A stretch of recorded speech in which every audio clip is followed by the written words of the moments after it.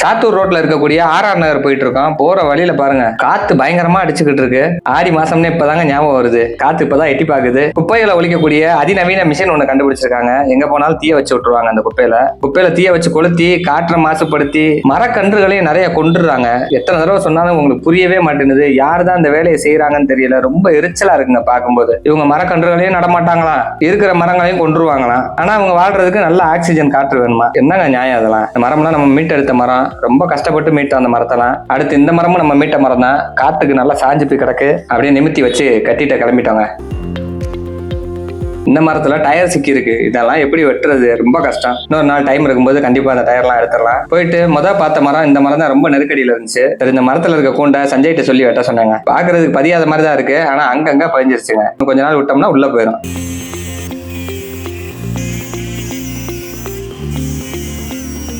அவனும் வெட்டிட்டு இழுக்கிறா, வரமாட்டேனுது. என்னடா வரல அப்படின்னு பார்த்தா அங்கங்க உள்ள பயஞ்சுதான் இருக்கு. பயஞ்சு இந்த இடத்த தனியா வெட்டி பிரிச்சு அதை எடுத்துட்டோம்.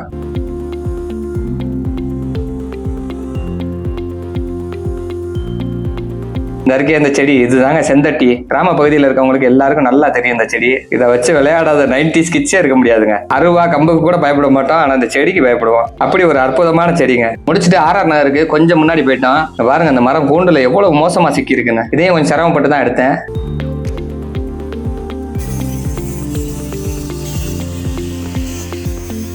எடுத்துட்டு இருக்கும்போது நம்ம ஃபாலோவர் வந்துட்டாரு. வந்து வாழ்த்துக்கள் சொல்லிட்டு கிளம்பிட்டாப்ல.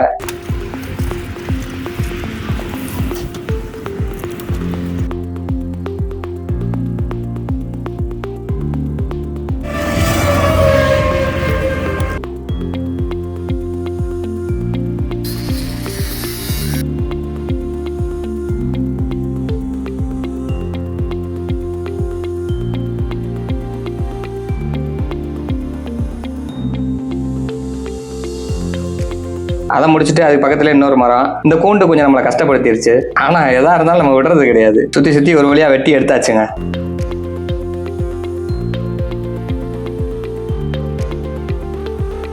அதை முடிச்சுட்டு பக்கத்துல இன்னொரு வேப்ப மரம். வரிசையா நிறைய இருக்கு. இந்த ரோட்ல மட்டும் கிட்டத்தட்ட நம்மளுக்கு ஒரு 15 நாள் வேலை இருக்கும் போல. விடக்கூடாதுங்க, எல்லா கூண்டையும் வெட்டிடணும். அதை எடுத்து விட்டு அதுக்கு பக்கத்துல இன்னொரு மரம். இதெல்லாம் என்ன நிலைமையில இருக்குன்னு பாருங்க. இதெல்லாம் பரவாயில்லங்க. வரும்போது பார்த்தேன், ஐயோ ரொம்ப மோசமா இருக்கு. அந்த மரத்துல இருக்க கூண்டை நம்ம வெட்டல, அவ்வளவுதாங்க. அதை விட்டோம்னா இன்னும் ஒரு வாரத்துல அந்த மரம் செத்துருங்க. அந்த அளவுக்கு மோசமா இருக்கு. இதை வெட்டிட்டு இருக்கேன், பேட்டரி வேற தீர்ந்து போச்சு. அப்புறம் அடுத்த பேட்டரியை போட்டு ஓரளவுக்கு வெட்டி முடிச்சாச்சு.